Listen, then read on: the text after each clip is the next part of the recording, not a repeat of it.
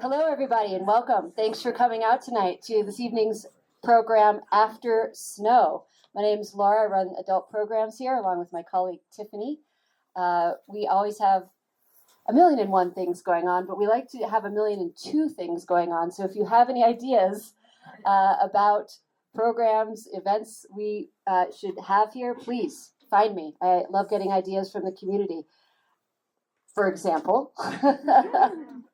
Corey finished his dissertation, his thesis, and here we are having a presentation tonight. So this is exactly the kind of thing that might not have been on my radar necessarily to just come out of my own brain, but it came out of the community.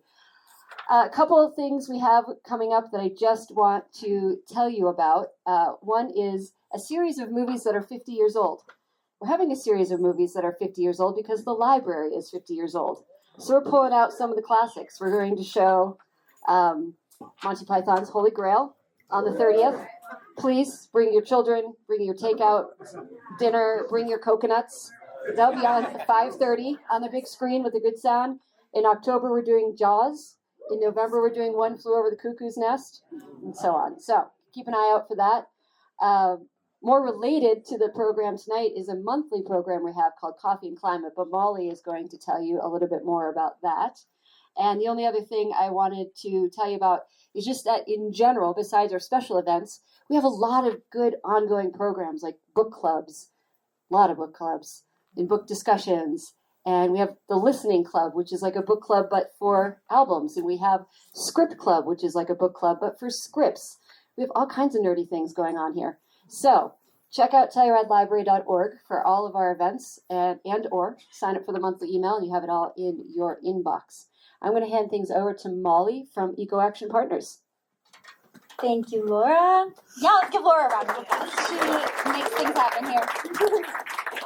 Thank you all for being right on Telluride time. It's 5:40, so I'll keep it short so we can get to Corey. But like Laura said, my name is Molly. I work for Eco Action Partners. We're our region sustainability nonprofit, which you'll learn about more later on in the program. But we just wanted to highlight our monthly programs that we have here at the library, Coffee and Climate Conversations. So September's will be about the cost of doing nothing, inaction and climate action, which is a great follow-up to this conversation and presentation. So if you feel inspired, come join us. It's the last Thursday of every month from 8:30 to 9:30 in the morning here in the magazine room. Free coffee, tea, and pastries. And then if you're feeling a little anxious and maybe sad, October's coffee chat will be about climate anxiety and eco-grief. So hopefully the perfect follow-up to that. But without further ado, I would love... Oh, yes, Laura. That we are recording and it'll be Oh, action.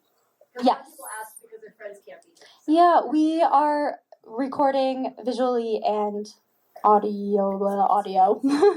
And we'll put it on our Eco Action Partners website. So if you follow us on Instagram or go ahead on ecoactionpartners.org, you should be able to find it. We'll make it nice and easy for you. And I wanted to introduce Corey Page. He graduated from high school here in Telluride in 2014. Yeah. And he's back after graduating from a master's thesis at Harvard, and he will tell you all about that. And yeah, let's give Corey a warm welcome.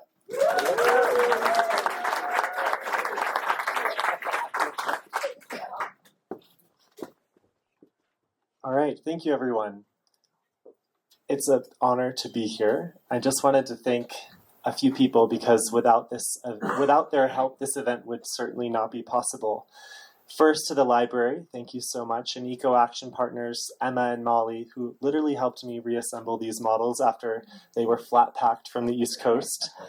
I'd also like to thank the Harvard Graduate School of Design, its Department of Landscape Architecture, for financially supporting bringing all of the resources that you're seeing here from Boston, as well as the Peter Walker and Partners Prize in Landscape Architecture for funding the continued research of After Snow. And to my advisor, Kira Klingen, my co-advisee, Sakiko. Without them, I wouldn't be here presenting to you today. And I'd also love to thank Lynn Moore for ensuring that these models, made it here safely, and to my family who unfortunately can't be here today. And lastly, to you all, the Telluride community, for showing up. Thank you. I will be the first to say that this topic isn't easy to digest, but it's encouraging to see so many of you here ready to engage in this vital conversation. So, if you're ready, let's do it. We'll have an opportunity for a panel and then a Q&A discussion at the end, and I'll present for about 25 minutes before that. So it probably won't come as a surprise that winter is fading.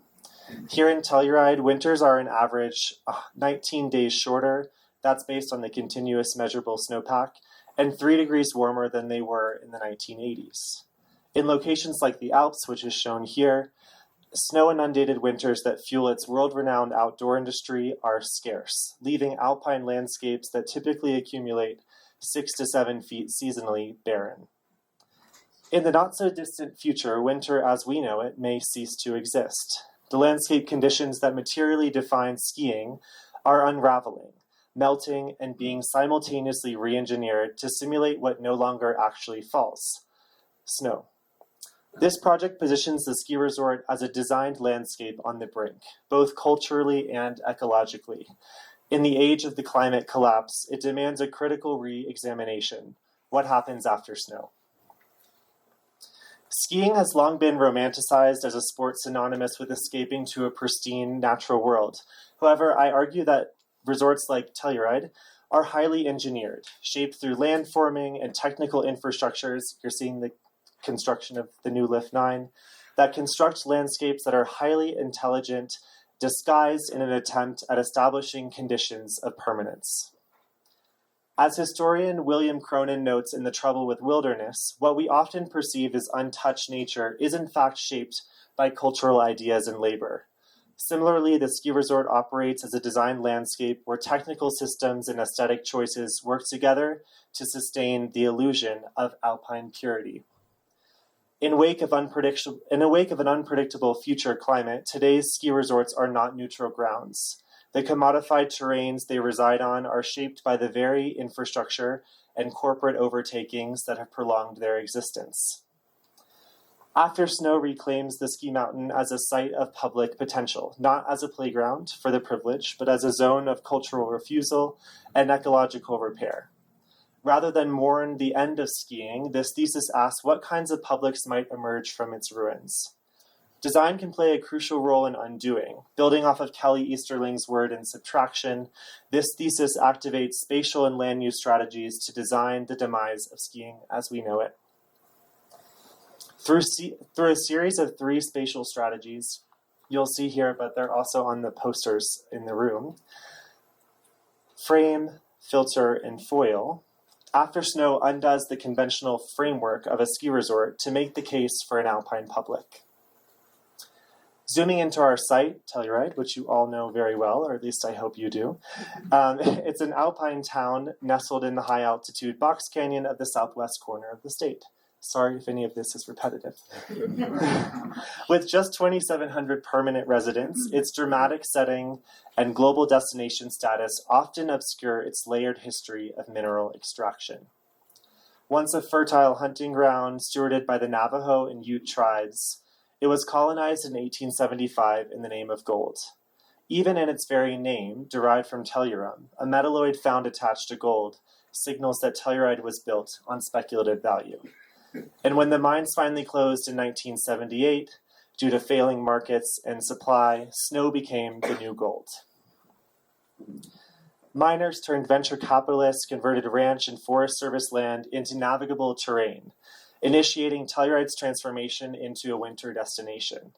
While it was not originally designed for the ultra-wealthy, the unchecked expansion of real estate, now the primary profit model for most ski resorts around the world, slowly reshaped the town into the exclusive and often unlivable enclave that it is today. Clarifying that Telluride's transformation from dirt streets to designer stores was only possible by the boom and doom of land practices that came before. And though the resort technically operates largely on public land under a 99-year lease from the U.S. Forest Service, its day-to-day experience is defined by intense privatization. This drawing, a little bit chaotic, shows the boundaries between public and private, with the resort overlaid in purple.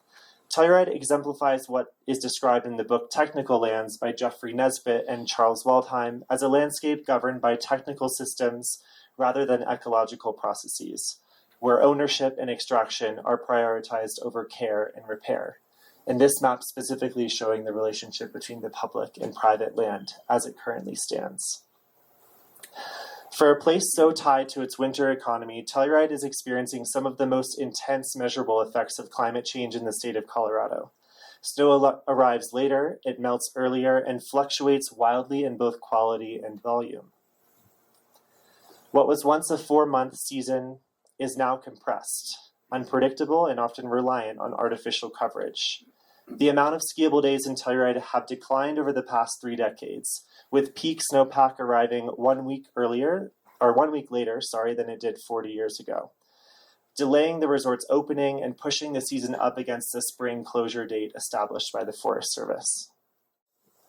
Since its founding, Telluride has steadily migrated upslope into Prospect Basin, for example, consuming more and more terrain in search of reliable snow.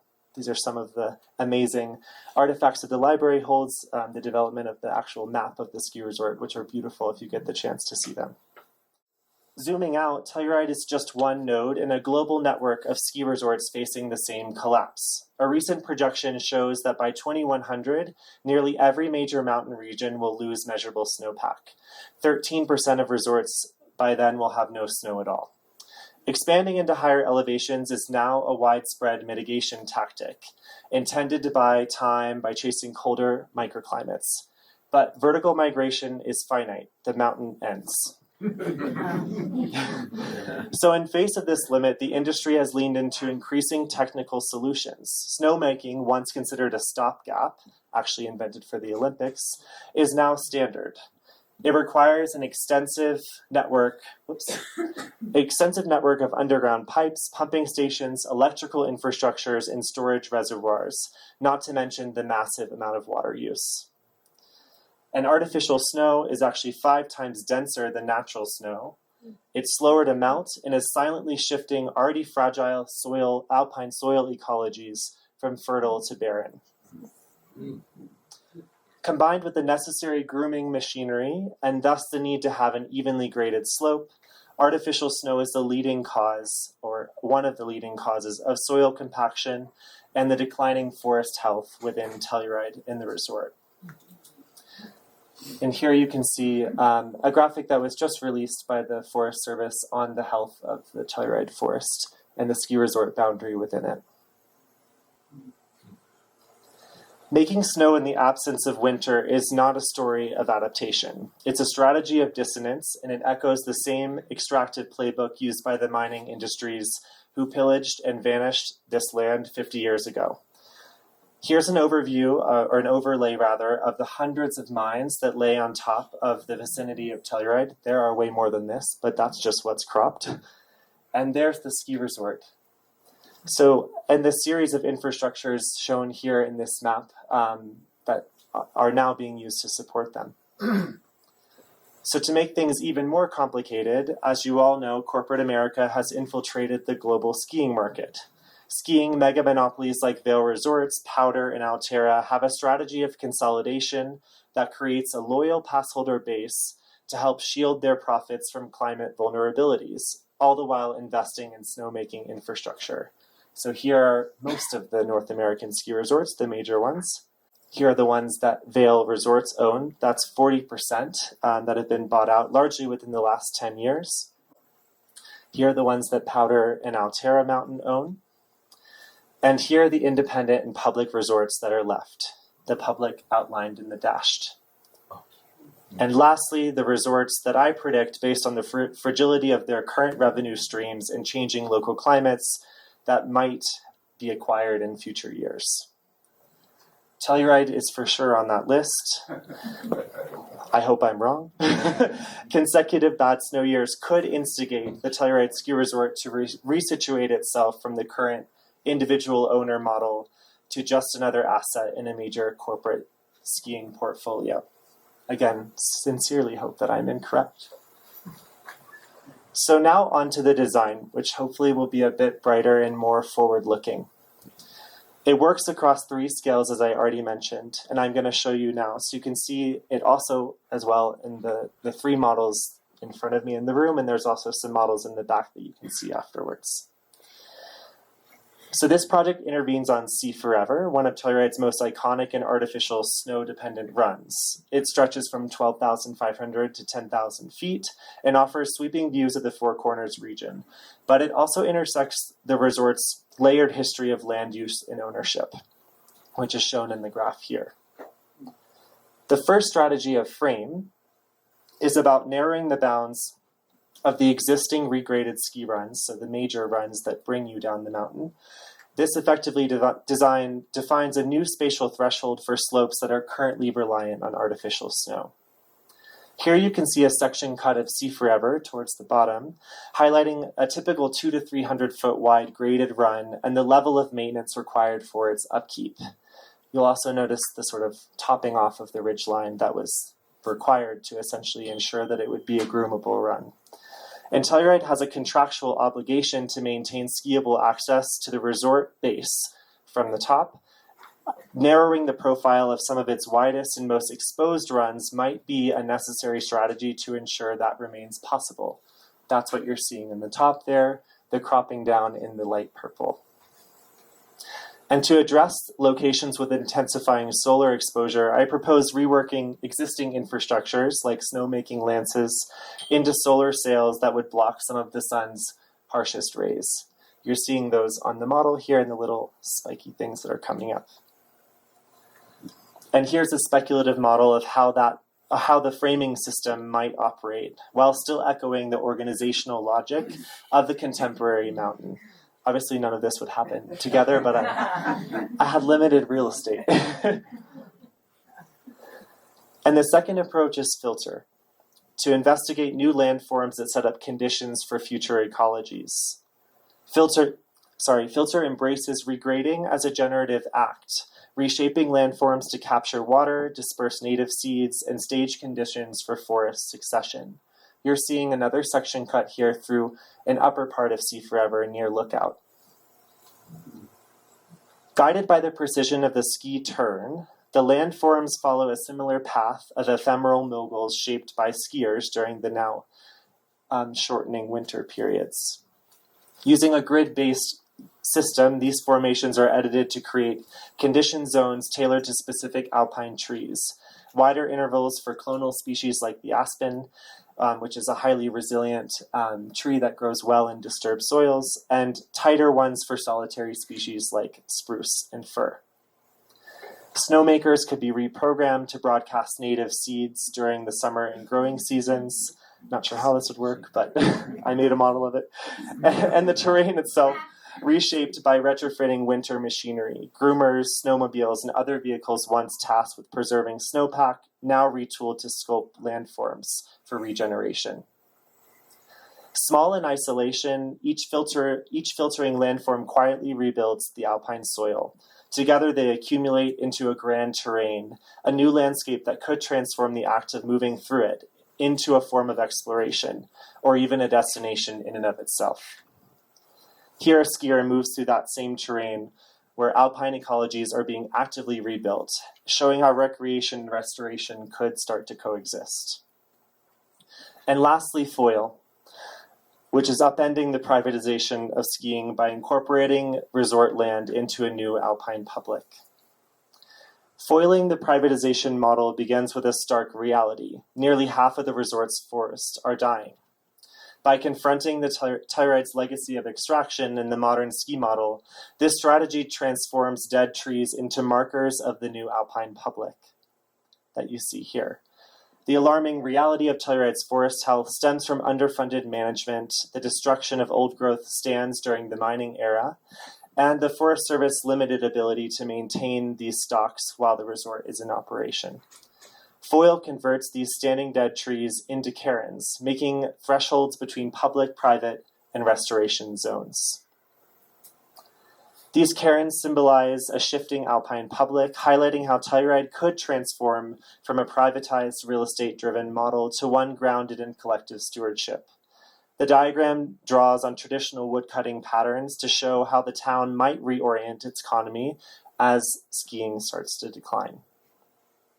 And here's another view of that same diagram showing you year 0, 30, and 50. So it's showing you how it could transform from a top-heavy, development-driven model to a balanced and collective stewarded Alpine public. The middle purple part is the resort, showing sort of how it may start to shrink and move upslope as we get closer to a warmer and warmer future, and how other community partners, different organizations, as well as some likely support from the federal government, probably not in this administration, would build in to sort of take the place of the resort slowly fading. And then the diagram on the right shows how the cairns could be formed, color-coded based on the current ski resort guide to help people move through this space, through this emerging landscape. And finally, a visual of how the wood cairns act as an enduring reminder of an emergent Alpine public, growing as the privatized model of skiing evolves into its collective stewardship. Thank you. And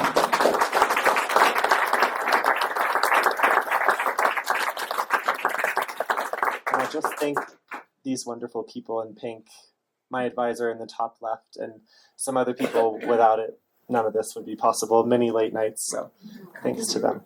And I guess we'll start the panel. We'll have a short panel, about 20 minutes or so, and then we'll have time for questions, and we'll wrap up at the library. It closes at 7. Just a reminder, we'll respect all of their time. So yeah, thank you again for being here, and thank you so much, Corey. Let's give him another round of applause.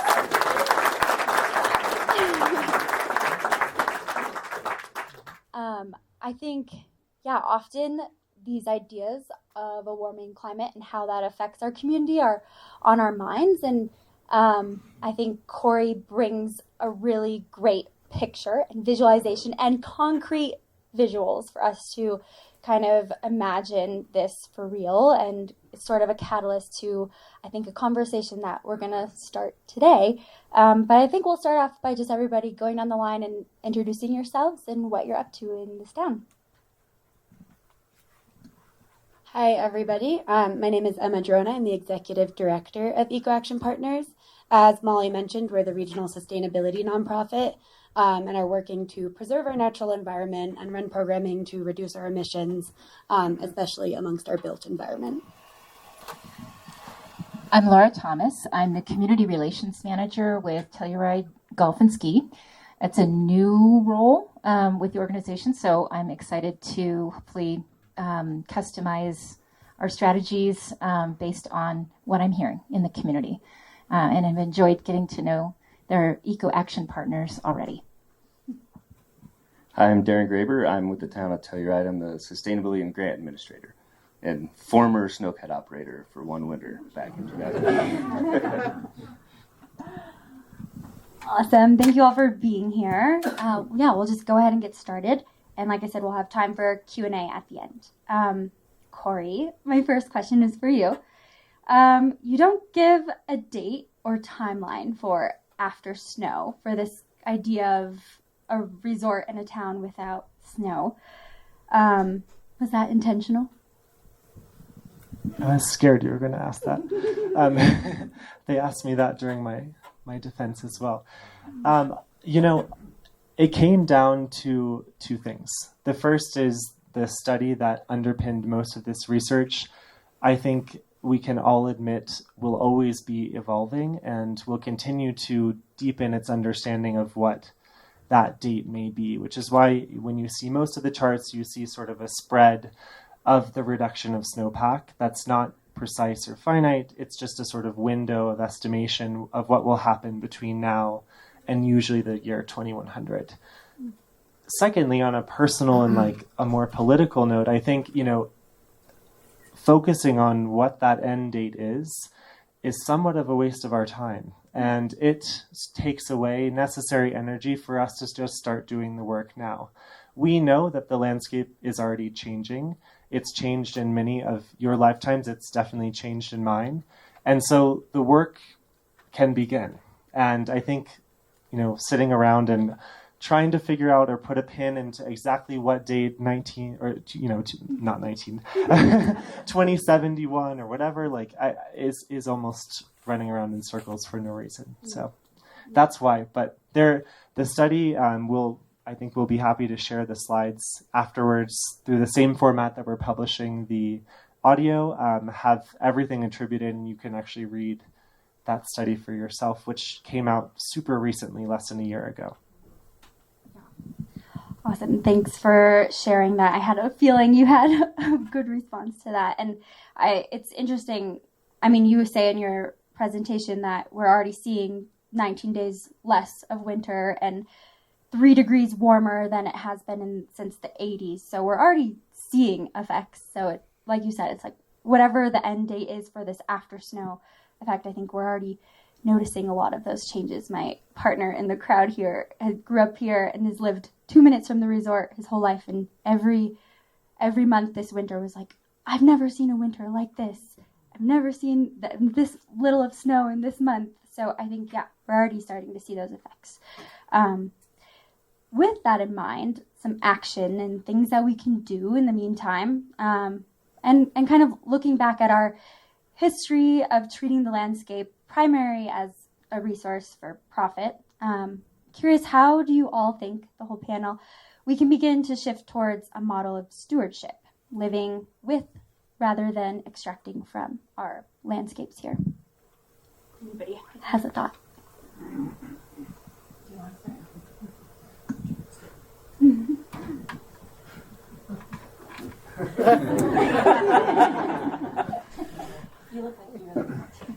Oh, I didn't think I looked like that, but I'll go.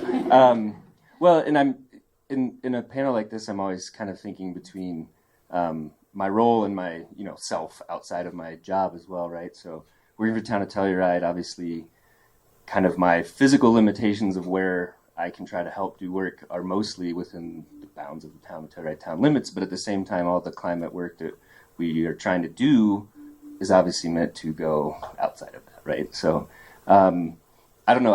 I was just thinking of, this is a very unformed thought, but Corey's talk has me thinking. I appreciate that. It's very cool.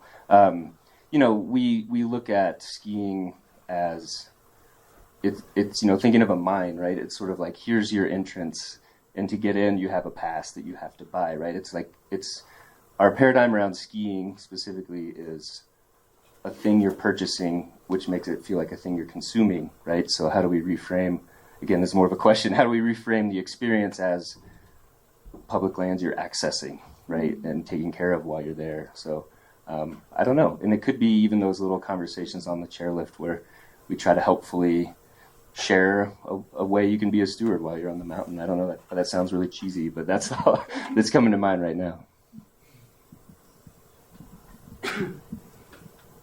So I'm a writer by avocation, so I'm always kind of thinking about language. And I thank you, I got the questions in advance. And the first thing that struck me was the construction of the term with the environment. And what struck me was it's not all humans and all cultures that extract. There's a very particular culture recently that has as one of its practices, which comes from its kind of worldview, the idea that the environment is inert, object, renderable, and extractable. And this is not destiny, right? Nor is it our history. And the other kind of thing that came up for me was that means of living in and as part of the environment are not prehistorical. Indigenous folks are still here, and they're still practicing to the extent they can whatever practices are sustainable that they learned from 10, 20,000 years in a place. I also personally look to other cultures of kind of survival and resistance. And so this is going to be Black people, the descendants of people who were enslaved, as well as the descendants of immigrants. And I'm one of them, people who, came here perhaps desperate and whose own labor and kind of lives were exploited, right? Whether it was for mining, whether it was for ranching. So I think about those things because I'm not confident that it's helpful to us to think about that as like universal. It's not how everyone does it. And it's not necessarily how we have to do it. And that to me is a starting point for, could we tell a different story? Could we tell a story where we are in and with and of the environment rather than stewards who exist outside of it? To me, that's a starting point for imagining an Alpine public, for example. Yeah. That was incredible. And I think, echoing that, it's shifting this entire perception of us separate of our environment, and all of it is interconnected. I think often we talk about sustainability as this separate program that needs to be enacted, or this budget, or this department, and it's not. It is everything that we're doing, and it should be seen that way as a priority across all of our programming and all of our policies and all of the ways that we're interacting with our environment and inviting people into this space and into our communities. We've been talking a lot about the marketing campaigns that we do, telling people to visit Telluride, and they don't have a sustainability lens, and it creates this culture of extraction. So I appreciate what you said about the narrative and the language, because I think the story we tell about how we approach our environment and how we live with it echoes out into other places, and we have this bigger impact in the world. And so shifting that narrative. You want me to talk more? Only if you want to. Thank you all. Yeah, I'm excited to see what kind of new stories we can tell in our ski resort narrative, in our town narratives, at our little nonprofit.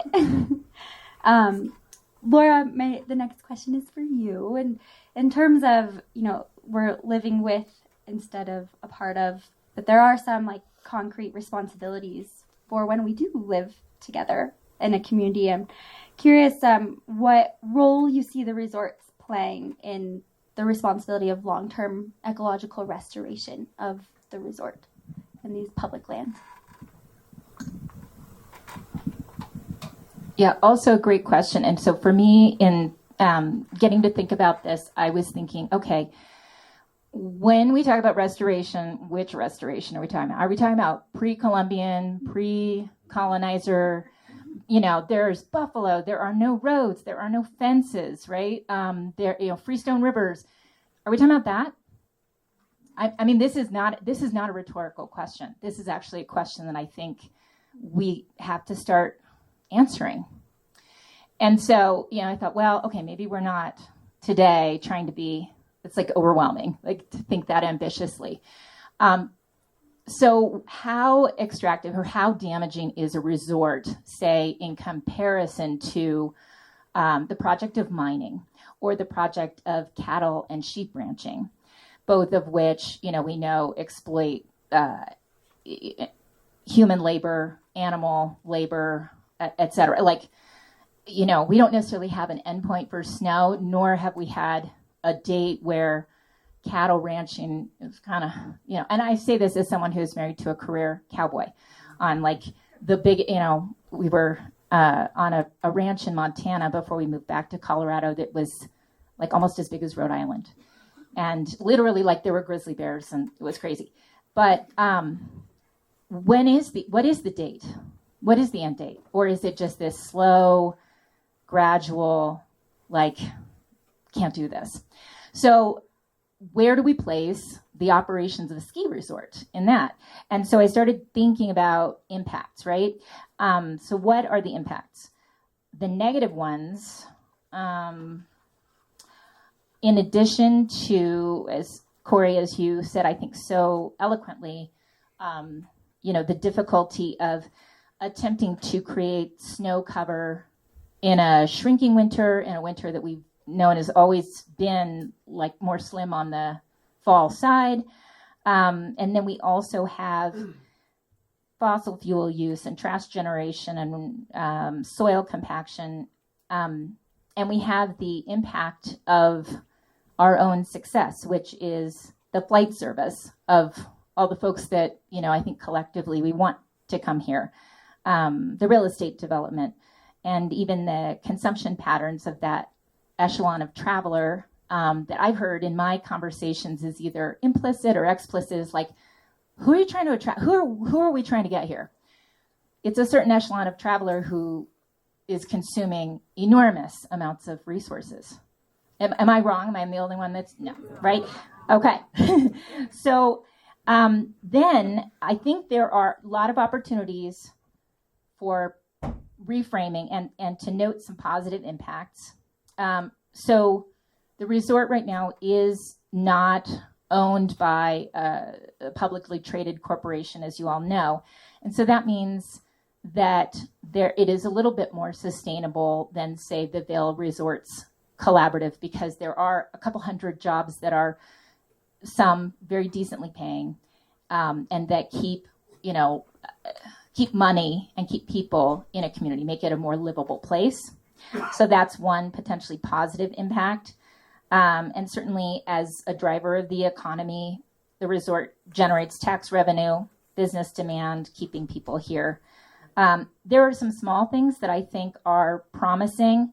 I want to shout out to the Eco Action partners working with our food and beverage teams. We have complete 100% back of house composting that's happening in all of our restaurants, and will continue to, be implemented through the winter as some of those come back online. But something that we'll talk about more, like the strategic things, are the way that the resort tries to either buy or build its employee housing. It's always going to be as high density as possible with access to public transportation or ride sharing or walkability. And with that said, I think that we have some opportunities, especially on the Mountain Village side, just in the way that this community was designed, that we can really create as much high density, walkable, accessible, service dense development and infrastructure as possible. I think that there's more will for that collectively than we might realize right now. That's what I'm personally excited about. Those are things I think we can do. I'll just quickly respond to like the comparison of scale of who's doing worse, I guess, for our local environment. How does skiing compare to mining? I mean, I make the claim as sort of a more metaphorical claim that both industries, as they are, have operated with the same sort of consumptive atmosphere around the landscape at a different scale. But I think if you ever play the scale game, someone will always be larger, right? We're a tiny bubble within a global ecosystem that is honestly changing beyond our control. So I think the project is mainly about understanding if the actors who are here in this community, the real estate community, the ski resort, the amazing business community and nonprofits that uphold the rest of the year, right? All of the blues and brews that we just had, fabulous. These things exist within a continuum because we have skiing. They have the resort to think, which then has the mines to think. Like Telluride wouldn't be here without that. I would venture to guess that it would look completely different. And you see resorts like Vail, which only exists because of the advent of an infrastructure like a freeway. And so Telluride has the minds to think, and it's a completely different case than those resorts, which is why these design strategies are sort of tailored to that, with an intention on understanding, could we get some of these actors to start to buy into things that are slowly working towards a different future? I said demise a few times in my presentation. Maybe I regret that. But it's really about a transition, right? It's an understanding that, yes, we're going to have skiing for a long time, probably through my lifetime. My kids may see it, whatever, it will be here with us. But the way that it looks in 10 years, in 20 years, will look fundamentally different than it looks now. And so why and how and what's the case for designing for right now? We should be designing for 30 years in the future, or understanding mechanisms that can start to evolve as the resort changes. And I think that's the primary impetus behind the project. It can come across a little bit doom and gloom, but the hope is optimism, is a way forward for Telluride and for our community. As in 1971, the Mahonies and Zolines did for us that we have now. So we're indebted to someone else always. Yeah, thank you both for beautifully depicting the intersectionality, I think, of that question of what restoration looks like. My next question is for Darren. And I'm curious, Darren, how current Telluride objectives and initiatives and programs are addressing kind of this intersection that we're talking about of recreation, land use, climate change, all things happening here in Telluride.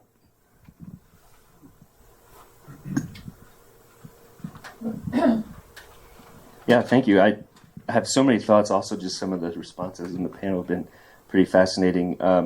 I just wanted to respond to one thing that Laura just mentioned about consumption. I only just came across it this week, but a study that came out in Nature in May of this year that showed over 30 years, just studying data from 1990 to 2020, 10% of the world's population basically contributed 2/3 of the warming potential that we've seen.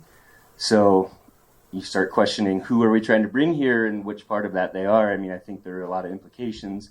One positive there I would try to take from that is investment income is a huge chunk of that. So if we all think about what we're invested in, we can also have an effect on that. So I thought that was interesting. And then, yeah, I'm super fascinated by this idea of like the opportunity of a public space in an area that we may think of as not one in the, what we've seen since the 70s with the ski resort. I think, and this gets me into my, long answer back to what the town of Telluride is working on is, this is like, I'm a word nerd as well, saying the term catastrophe literally just means overturning, right? So we think of catastrophe as like the demise of something, right? But it's also an opportunity. Things have been turned over, and what are we going to do from that, right? So the change that we're headed towards, to some extent, may not be something we can affect, but the degree of it, we can, right?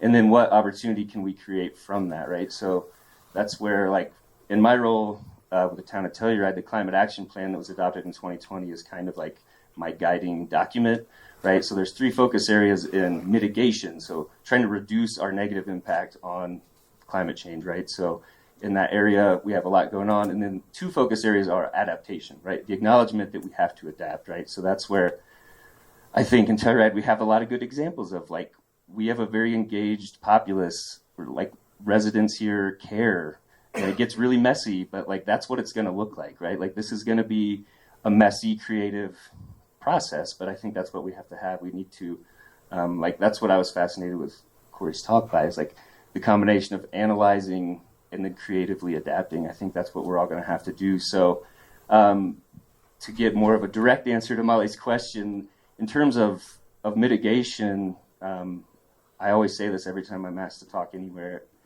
A lot of people don't realize maybe our building stock is our number one source of GHG emissions in the town of Telluride. So energy use through buildings contributes 58% of our greenhouse gas emissions. So anything you can do, anything I can do, even selfishly to reduce my utility bills, is also something that is going to reduce energy use, most likely, that we need to do. And on the town scale, there are a couple things we're working on, looking forward to this year. One is to start scoping whether we have, in terms of geology and water tables and groundwater, what we might need to do thermal energy networks, right? So this is a super exciting potential opportunity. And what I think was kind of giving me kind of a smile is thinking about the mining legacy. Like, when I've talked to people in the industry of geothermal, when they hear that we have like abandoned mines that might be full of water, their eyes light up because they're like, that's a heat sink, right? Like, they're immediately thinking of that as geothermal potential. So I can't make any promises on that stuff, right? But who knows what potential could be there. And we're trying to really start tackling the building sector in the community, which is one of the things that government can do that maybe wouldn't happen in other ways, or wouldn't always happen in a sort of a uniform way. So looking at some grant funding that would be substantial enough to like do some building benchmarking on an actual community scale, right? See what we actually have and where we can start making the biggest dent, the fastest, get the most out of our dollars, right? So that's kind of like I'm trying to make it my guiding principle is like, what's the GHG emission per dollar per hour, right? Like what, because we need to do as much as we can as soon as we can. And then I'm really excited to meet Laura, like in our adaptation areas of our climate action plan, it's called out, what is our economy going to look like going forward, right? Sustainability is about economic sustainability. It's also about social sustainability, right? How do we create mixed-use dense housing that's affordable, that's next to transit, that's next to things that we all can afford to go eat or buy to take home to cook and eat, or things like that, right? That's also going to reduce vehicle miles traveled, so we're not all driving from 60 miles away to come to work and then go back, right? And all the emissions tied to that, right? So it really all is intersectional, as someone said recently. But you can find my email or my phone number on the town website. So if you have great ideas, send them my way. Keeps me busy, I would say. Our climate action plans, greenhouse gas reductions goals are really aggressive here, right? So it really will take literally everyone. I know that's a cliche, but we all have to be working on it for it to happen. So I don't know, it's a very long and meandering answer, but yeah. Oh, and I just wanted to add also, sorry, open spaces, right? So if you're not aware, we have an open space commission. Residents can be on it. You can come apply to be on it. And an ecology commission as well, right? And people getting engaged around specifically outdoor recreation and on public land, I think is a really fantastic chance to have these conversations and maybe do some education and things like the new interpretive signs that they're thinking about with Bear Creek, for example. So anyway, if you're interested in this kind of thing, please come to Open Space, come to the Ecology Commission, and have those conversations. Thank you, Darren. Thanks for mentioning the Climate Action Plan. We have a regional Climate Action Plan, the town of Telluride. The regional one is aligned with state goals of emissions reduction, and our Telluride one is a little more aggressive, which maybe we can speak more to later on. Just a couple more questions for our panel. And I think this is a good follow-up. You spoke to a lot of ideas that the town might have, Darren, a lot of potential. And in conjunction with that, and Laura speaking for the resort, I'm curious if you see any opportunities for alignment between public policy, environmental protections, and resort operations, like maybe some concrete policies that we could implement that keep all these things in mind. Yeah, there's a lot of opportunities, which is a nice way to say, oh, we have room to improve, right? Okay, so what are the tools that government has, right? It has its tax revenues and its authority to generate and to enforce legal codes. And then a business, and specifically the resort, has the revenues it generates from its business. It has the interests of its employees and customers, and then its own strategic goals. So what I'm looking for in my role is where to find matches, particularly around both economic and environmental sustainability.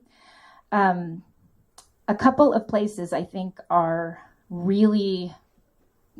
there's a lot of potential for us to get on the same train and do it fast. And one is around housing.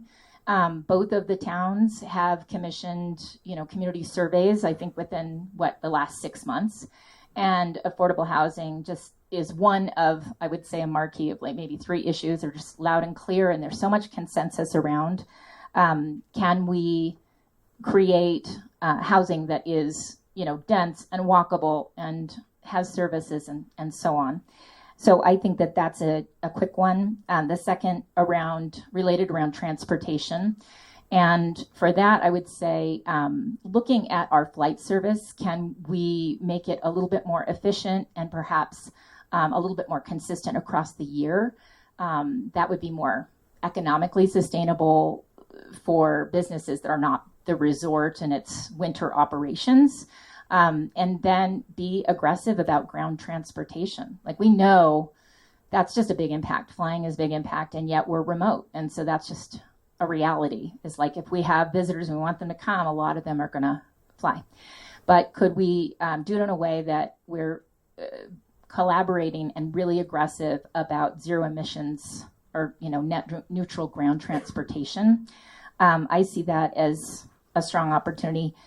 And then I would say around the operating schedule, and this one, I won't go too deep into the weeds, but, the resort is well aware of the climate change related trends as well as the kind of long-term climate reality of the early winter's always dry, right? And there's going to be an amazing storm on closing day. We just know that to make us sad.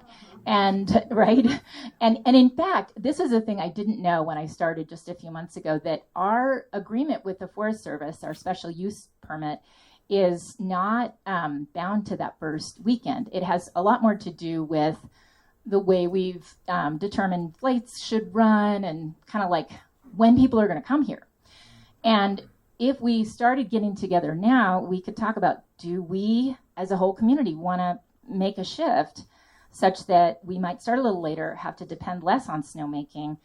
And this would take a year or two, right? Because I know how long in advance the folks with the Flights Alliance have to work to create service. So, but I think that that's an opportunity to look at, do we want to shift? Obviously, we have to be out by May 1st because of elk calving, which is happening up in Prospect Bowl. And so I think that that's really valuable, and also investing in the shoulder seasons, quote unquote, specifically. There is so much beautiful culture that's been created by folks who've been in this valley for, a long time. And there are people who have really interesting ideas about, different ways to be outside. I mean, right now, there are guaranteed kids are dinking around with some like MacGyvered object that they're turning into the next Snurfer, right? Which is going to be a whole new way of like being out in the rain, or I don't know. I mean, I'm like, enthusiastic, but like very ungifted athletically. But there are these like athletic geniuses, especially in these communities, who are coming up with like really cool things to do. And so I'm not going to start singing karaoke, but definitely invest in the kids.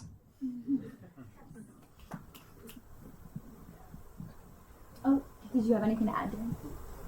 It's okay if you don't. I will say on the aviation front, there is an ongoing feasibility study from 3 Western Slope communities in a sustainable aviation fuel refinery concept, possibly located in Mesa County. I did hear some maybe not as promising as we were hoping initial assessment of the feedstocks that are available in the immediate region, but that doesn't mean it wouldn't be doable on a larger geographical scale. So that's something that in my role with town, I try to keep an eye on. I know Siobhan and I are always talking about that. Siobhan from Eco Action back there. Because if you can replace, the Telluride Airport was the first, I believe, commercial airport in the country to sell sustainable aviation fuel mix. So they're on board, but they're, the ramping up of the production of that across the country in North America is just now starting to happen. But that's also something to think about too, right? Is like pushing, like kind of like pulling all the levers at the same time, right? Like, yeah, maybe making it more consistent, maybe really finding ways to push fleets, push people to fleets that are zero emissions fleets if they're taking ground, like a shuttle from an airport, right? But then also trying to get, use whatever leverage we have as communities to push for more sustainable aviation fuel in what people are buying there. So there are cool models of that. I would say the Tahoe Truckee Airport, if you're interested, you can check that out. They're basically 100% sustainable aviation fuel now. So helps if you're located near the one main refinery in the Bay Area. Anyway. Thank you. And the one thing I'll add is, if there's anything that you've heard up here that resonates with you or that you're excited about and you're like, well, we're just talking about ideas, you can turn that idea into action and policy by making public comments, attending your local government meetings, and staying aware and involved. So thanks for being here. Thanks for bearing with us. I have just 1.5 more questions. Emma, this one is for you. Thanks for being patient. From your perspective, what are the most urgent actions that could help mitigate the impacts of climate change in our region? Big question. Simple one. I think there's so many individual actions that I could point to. There are 74 of them in our climate action plan that are meant to be completed by 2030. So we have the list of our high priorities, where we're going to reduce our emissions. As Darren mentioned, buildings are our biggest emitting factor in this region. So there's a lot of focus around that. I think all of that is important. And at the same time, I think we need to reimagine our approach to sustainability. And going back to what you were mentioning earlier of these 10% of people, or there's stats around like 25 companies emitting 70% of our world's emissions. And I think we need to take a step back, which is why this project is so cool, and reimagine our entire approach to sustainability if we are going to get to a place that not only reduces our emissions, but maintains this like feasible existence in these spaces. We have recycling here, but why are we not looking at the producers and looking at our single-use plastics problem? And I think the town has a single-use plastics ban, but we need composting in place for that to feel effective. And that's starting to happen, but slowly. And I think all of these actions are kind of crawling along. And to me, the most important thing we can do is invest more in climate and invest more in these actions and put our money where our mouth is. We have 70% emissions reduction by 2030. That's 6 years away.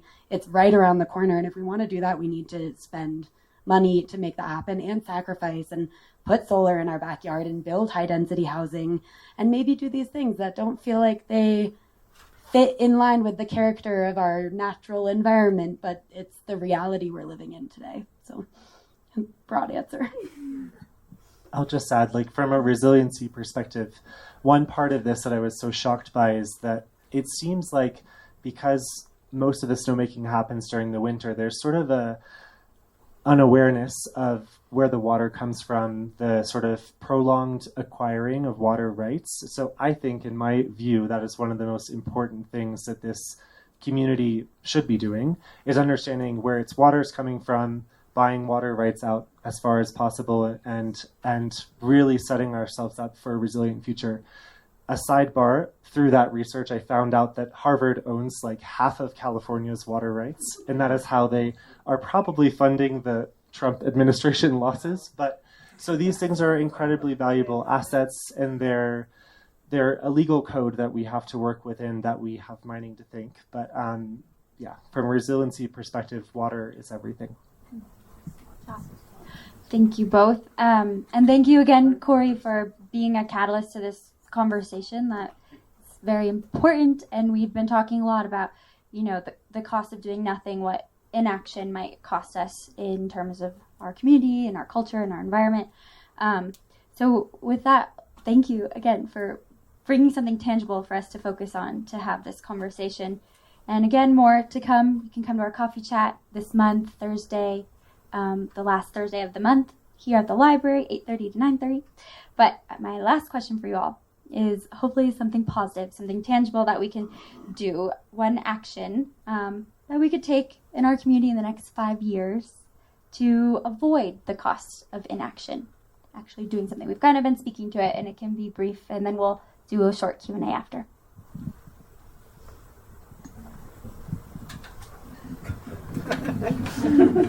I mean, I already gave bad investment advice, so I don't really know what I should say now.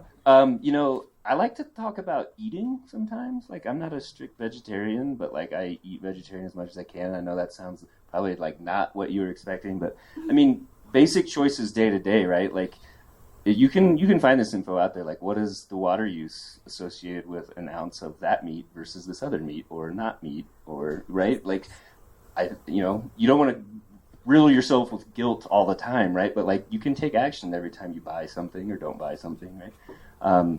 I know an old neighbor friend of mine that we were chatting about this on the Smart Bus one day. I'll plug that, right? Is we never really talk about just consuming less. We talk about consuming differently, but we don't really ever talk about consuming less, right? So, do I need that thing, right? I like to quote song lyrics. So there's a Modest Mouse lyric. Do you need a lot of what you got to survive, right? So sometimes I think about that. But yeah, I think those basic choices, when you can do something you can feel good about, might be good for you, might be good for the pocketbook, and maybe has, like, systematically, if we all do that, has a huge effect, right? And then, yeah, I mentioned Smart Bus, right? Try to find an excuse not to get in the car. That's always a good one.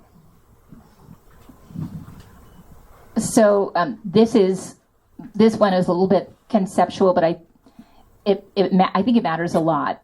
So, you know, I'm working for a for-profit business, and in the for-profit world, profit and growth are the implicit and explicit drivers, right? Like, we are in this cultural story that assumes infinite growth, and I'm sure, you know, all of us have had other conversations or read thinkers who talk about, well, what is infinite growth? It's cancer, right?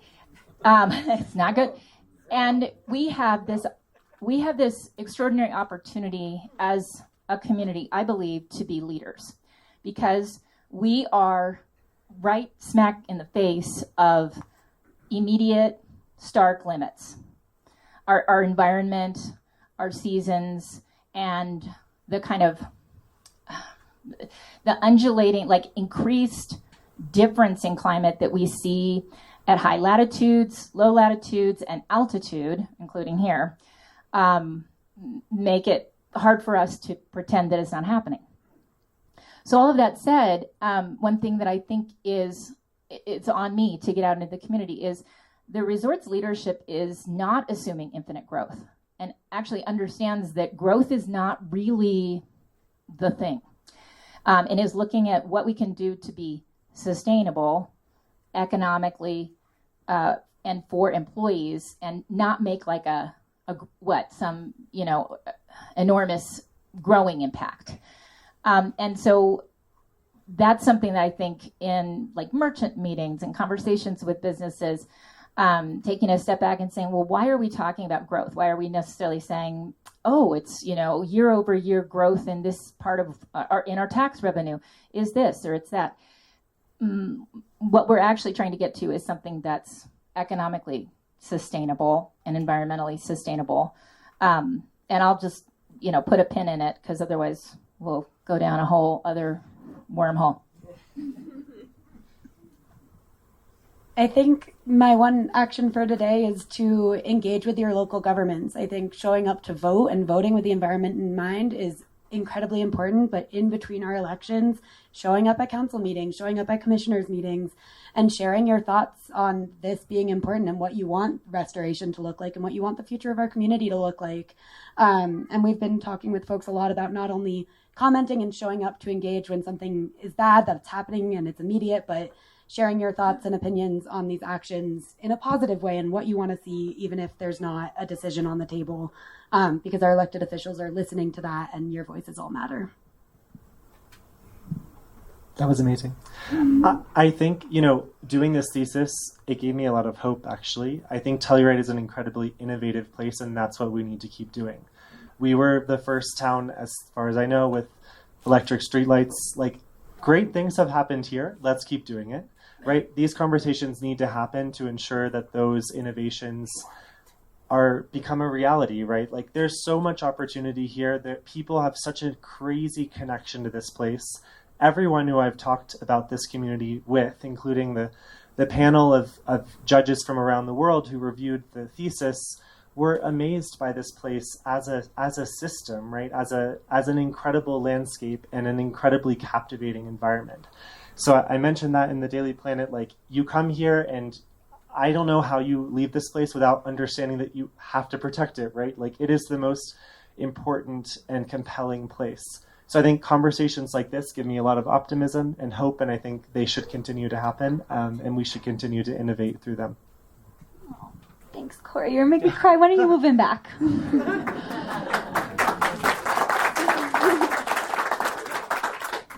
We have time for one or two questions, if that's okay, Laura. Okay. So, yeah, who thinks they have the best one? I saw your hand go up first. Nice and loud. Thank you, Corey. Very prescient topic, and very important now that we are in our Town of Telluride comprehensive plan update. I would urge everyone to go to engagetelluride.org because we're not only looking at what we're facing, but we're trying to look further out and be innovative, as Corey was suggesting, continue that. And as the chair of the Planning and Zoning Commission, I would really, really like to see some public, either at our meetings or the light bulbs go on, and hopefully have some looking further out, like Corey has suggested, than just what do we do with our land use plan next. So I would urge all of you, and thank you very much for doing this library. Thank you for sharing. Yes, back there. Corey, I wonder if you came across any resorts or municipalities or areas that are thinking aligned with your thesis and starting to do things that maybe we could learn from, or that we could go support if we ever left this beautiful valley. Resorts or that we could learn from. So the Alps, as I showed in the beginning, they've been hit really hard, and they have incredible systems. First, they accepted the fact that no one is going to be able to get down to the lowest elevation. They gave up on that, which I think is kind of brilliant. It let them reposition their efforts, and they don't have as much snowmaking as we do. This is a very Western idea, but they abandoned the lower elevations. They were like, you know what, we get snow there once every 10 years. Screw it. You can't ski down there anymore. We're going to build a gondola for you to get down to that lowest elevation. It's a little bit different story here. We have less vertical gain, but those resorts, there's a lot of different things to learn from them. They have some of the same strategies that I've shown, wind and solar fencing, to help bring people through rocky terrain where those rocks during the day are absorbing heat and spurring the melting much faster. So there's incredible sort of toolkit of landscape technologies that can be employed to actually prolong the snowpack. And this resort sort of kind of overshoots them a little bit. We've got a few of them incorporated, but they're there, and there are many people who are out there experimenting with them. I think the case in the U.S., it just hasn't hit us hard enough or fast enough yet to really understand truly what we need to do. So that is in my next phase of research, is to go look at the Alps, to go look at the Andes, which are in the same sort of band that we're in, to understand what's happening across different geographies. But it's a really important question. Yeah. Hey, Corey, congrats on your master's. Did you explore, find out anything about alternative slippery surfaces? Just giving up on snow. Alternative surfaces. I shudder to say, I think it's like AstroTurf, right, or something. I'll just give a design precedent, since now I'm a designer, and I'll cop out your answer with that. But there's a beautiful ski hill on top of Copenhagen's trash incineration plant, and I'm blanking on the name, but yes, by Big, and they have a completely 24/7 year-round operation where you can ski on, and I believe it's some kind of grass with marbles in it or something, but I'm not the expert on that. Yes, way in the back. I would like to invite everybody to come out next Sunday in favor of solar and wind power, which we have plenty of in our valley, but we're not using it. We're not using it sufficiently, and we could. So on Sunday, there will be a march in favor of solar and wind. If you have an e-bike, please bring it. If you have an EV, please bring it. Let other people try it out. And let's ask our governments and SMPA to allow balcony solar. Germany has over 1 million balcony solar installations, and for these individual owners, they cover about 25% of their energy. How do they get the panels? They walk down to their local hardware store, say, my balcony is so and so many square meters, what can you give me? And they plug it in, and it does its thing. So please join us next Sunday, noon. We start at the courthouse steps as always, Yes. Charles Ford. Thank you. Thank you for sharing. You can go to sunday.org. It's a really cute website. Yes. Yeah. It's called Sunday with a nice nod to Earth Day, which is now 55 years old. So, Sunday. Awesome. Thank you. Anybody else have any last questions? What's the percentage of the tree health? Percentage on tree health map. I think it's 40% in What are decline. the percentages indicating? Do you want me to? I can. Sorry, And then it's go to a your dirty contact question, side. but I do The want my contact. Oh, it's right there. Corey's pulling that up. It does. His email is at the bottom of it. It says thank you in his email if any questions arise. You said earlier he's going to put the slides online so we can go through and see the figures later as well, right? Yeah, I will put them up on ecoactionpartners.org on our web homepage. So hopefully it should be easy to find. Yeah, the resort boundary is a little bit difficult to see, but you can see the thresholds, and so these are the darkest areas are the ones that are in most trouble, which are largely the Engelmann spruce, I believe. They're just like having a hard time adapting to different changing variables. It's, actually to answer another question on the panel, like it's one of the reasons why I was looking at sort of like aspens actually aren't meant to really be in some of these spots on the ski resort, but they're evolving to grow super well there, and they're super favorable to really, really damaged soils. And so I say it's restoration, but it's not restoration back to what we had before, or what even is before. It's a really great question, and if you come to the landscape architecture school at the GSD, they're probably still talking about that and don't have a consensus. But yeah, so when I saw this, this came super late in the thesis. It came towards the last month, and I was really alarmed by this fact and wanted to be able to use this as a driver for understanding how these things are all related. So that's literally a percentage of the forest that is killed? That's in decline. So some things are still alive, defoliating. This is not a photo from the Telluride area, but from Gunnison, from the same sort of study that spurred this report that we have now in San Miguel County. We can make that also available online. It was released. I think I got early access to it. I think it was released like a couple months ago. So it's very fresh. Corey, real quick, what do you see temperatures changing or just reduction of moisture? I was really focused on moisture. I think temperatures have, as I mentioned, they have increased. So we predict, or scientists predict. I don't predict anything because I'm a landscape architect, but scientists predict that will continue to increase. I think moisture is the cause for greater concern. I showed a slide where I didn't mention it, but if you read it, we can make snow actually above 32 degrees. So there is some degree of resilience that we have against temperature that we don't have against the moisture falling and being locked in as snow, and maintaining that snowpack, which then saves us for the rest of the year. Quick follow-up to that, how do we change the date? How do we open later and close later? Europe's doing it. All the resorts are just as tough. No, it's well, technically no, because our closing date is not it's not a deadline that was set by our special use permit. It would be a little bit later, and it's for the sake of the calving season for the elk.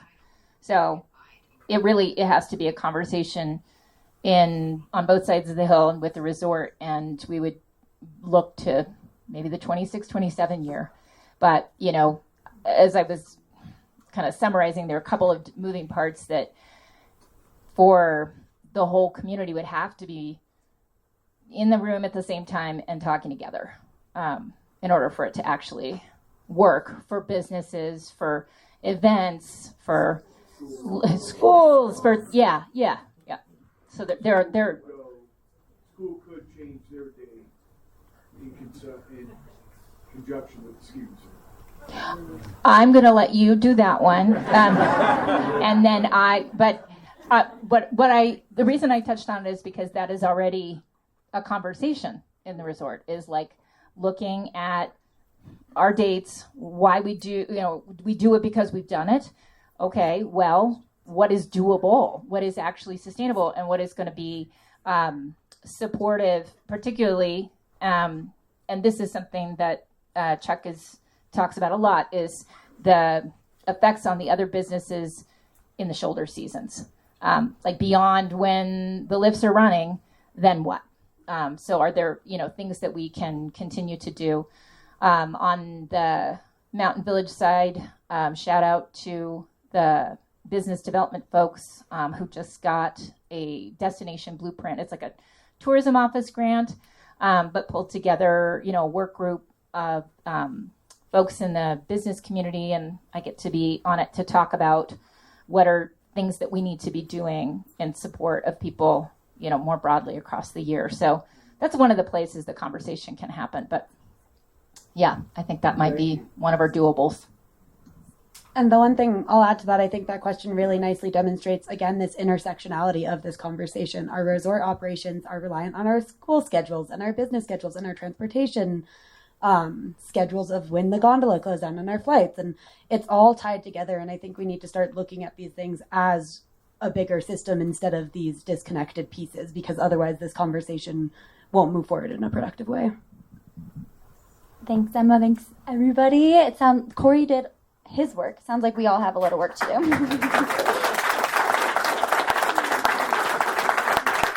Thank you. And thank you to Laura and Seth for making this happen, and to everybody on the panel.